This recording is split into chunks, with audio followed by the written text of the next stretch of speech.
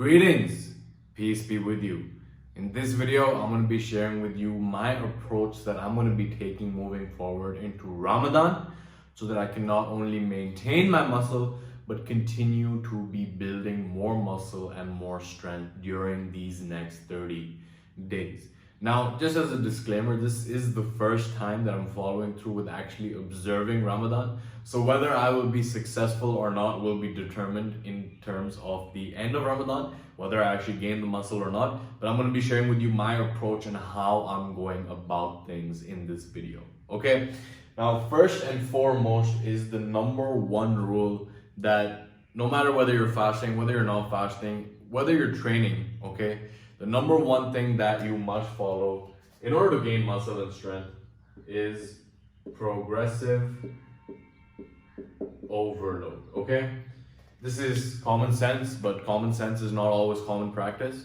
But progressive overload basically means that if you want to get stronger, you want to build more muscle, then you have to actually progressively increase the intensity of your workouts. Now, there's a number of ways to increase your intensity, but the way I'm going about it personally is that every single workout, I note down what my reps and my sets are for the particular exercise, okay? And every time that I note that down, then when I come back into it in my next workout, I know exactly how much I have to increase the intensity by. So I increase it usually by 1 or 2 reps, right? If I'm on point, and other times when I'm not on point, a couple of weeks go by and I'm not actually able to increase the strength. But you have to be focused on progressive overload, okay? If you want to build more muscle, you have to increase the intensity which you exert on that muscle, right?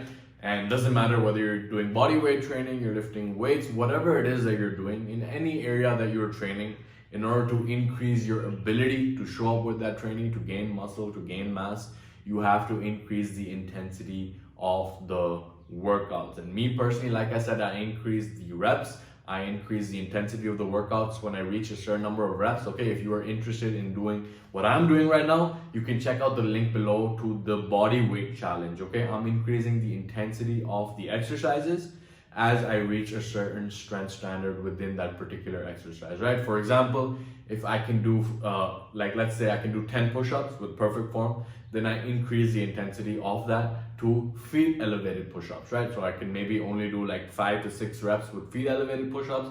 Then I have to make my goal to get to 10 reps with feet elevated push-ups. Then once I get that, then it's the next intensity of that exercise. Okay, so progressive overload, you have to practice it. That's what I'm going to be implementing. That is what my process is going to look like. I'm going to be looking at every single one of my workouts, and each workout that I come into, I'll be looking to increase the intensity of it. Okay, and as a side note, I'm going to be training 1 to 3 times per week. I'm going to be listening to my body. I'm going to be listening to how I feel, right? But 1 to 3 times per week. Don't let anyone tell you that you have to be in the gym 6 to 7 times per week, because usually it's like, I see people going on both ends of the spectrum. Either they're like, yo, it's Ramadan, I'm not going to train at all. And then the other side is like, oh, I'm not going to train because if I don't train 7 times per week, then I can't gain muscle. Okay, do not fall for that. The number one thing that if you focus on and forget about everything else is progressive overload, okay? Now, progressive overload, sometimes it happens, sometimes it doesn't. And for me, what I've noticed is that it depends on the number one anabolic, okay? What is the number one anabolic, right? It is testosterone, right? Testosterone is what determines how much muscle you gain, how fast you recover, whether your muscle is actually able to recover and recuperate its ability so it comes back stronger, right?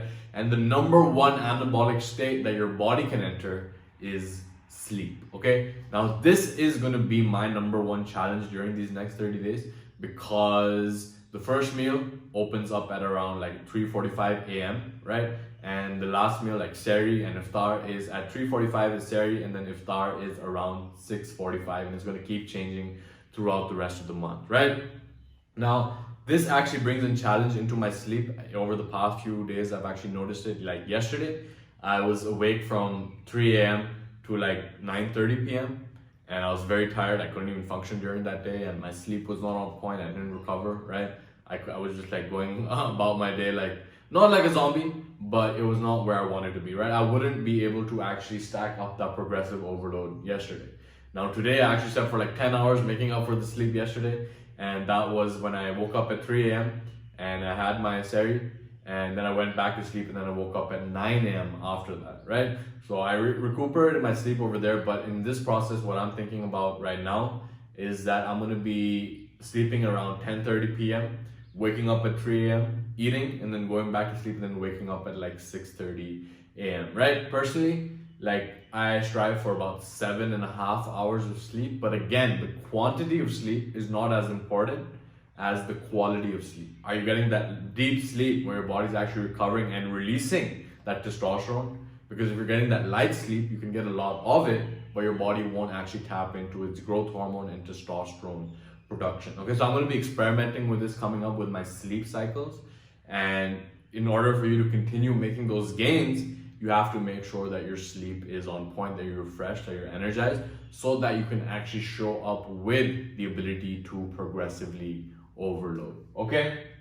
Now, the third key pillar over here is your nitrogen balance, right? What is your nitrogen balance? So this is the aspect of how much protein you are getting to actually support the growth of the muscles versus how much protein is actually being broken down through your workouts. All right, in order to build muscle, you have to be in a positive nitrogen balance. For a long time, I was cycling through the bulking, the cutting, the bulking, the cutting. I'll get fat, I'll get skinny, I'll get fat, I'll get skinny. And I used to think that in order to build muscle, I had to eat a lot of calories.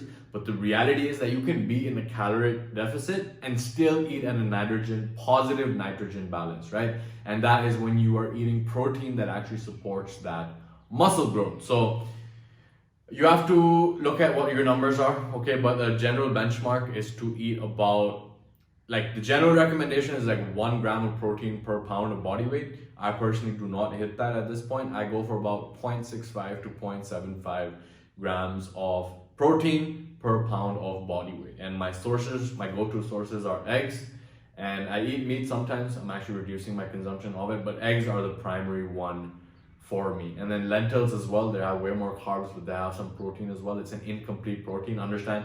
Now, if you're a vegetarian, that the protein sources will vary as well. But eggs are the complete protein source. They have all the sources of amino acids. But if you go for a plant source, they are usually not complete in their amino acid profile. So do your research in that regard as well. Okay, so protein is of course very, very important. You do not need a protein powder. I haven't taken one in the last 4 to 5 years at this point.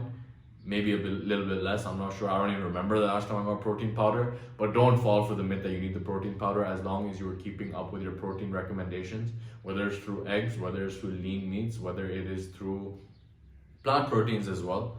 At the end of the day, it's just about getting in that positive nitrogen balance so that you're supporting the growth while that breakdown is taking place. Okay, so those are the first 3 pillars. And then I'm going to share with you my supplementation. Okay, like I said, I don't take any protein powders or pre-workout, any of that stuff which is made in a factory, which I don't even know how they make that stuff, to be honest. And there's so much additives and preservatives that can be getting into it if you're not clear on where the source is actually coming from, right?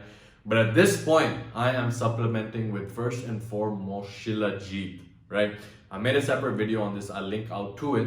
But Shilajit is something that has been in use for thousands of years in this region of the world, right? In Ayurveda, it is known as the destroyer of weakness and the conqueror of mountains. Okay, it's an energy rejuvenator. It helps detox your body for a lot of unwanted substances. It actually provides your body with a bunch of essential minerals, and it is a very, very potent mixture of decomposed plant and animal matter that gets trapped between the Himalayas, and then there's this waxy substance that comes out from it, and it is the most powerful herb. It's not even a herb really, it's like this wax, this decomposed plant and animal matter, like I said, in Ayurveda, right? And I'm combining that with ashwagandha, which I got a powder of. I'm making a tea off that mixed with ashwagandha, almond milk, and turmeric, right? So that is really helping me get my cortisol levels down. It's helping me combat stress, and it is helping me conquer inflammation as well, which is the #1 thing that we have to reduce in order to function optimally, right? So the first three key pillars are really the essentials over here. You don't need supplements. I'm just taking them right now because I'm experimenting, and I know that Shilajit is something that's worked well for me in the past, especially during these next 30 days of Ramadan, where I need that energy to show up consistently. Like, I'm not cutting back on my work. I'm not cutting back on my workouts. I'm not cutting back on any of my habits. And my intention is to follow through with that over the next 30 days. Now let's see how it plays out. Like, I'm measuring my progress right now. I know where I'm at. I know where I'm headed, and I'm gonna keep you guys updated. But this is the approach that I'm taking. Okay, keep it simple so that you actually follow through and don't need to overcomplicate things, because complexity ends up becoming the enemy of execution. And if you keep it simple, you are more likely to follow through with it as well. Okay, so I hope that you got value from this video. I hope that Ramadan is treating you well. I hope that you're treating Ramadan well. And either way, implement this stuff. You can continue building more muscle whether you're fasting or not. And I will see you in the next video.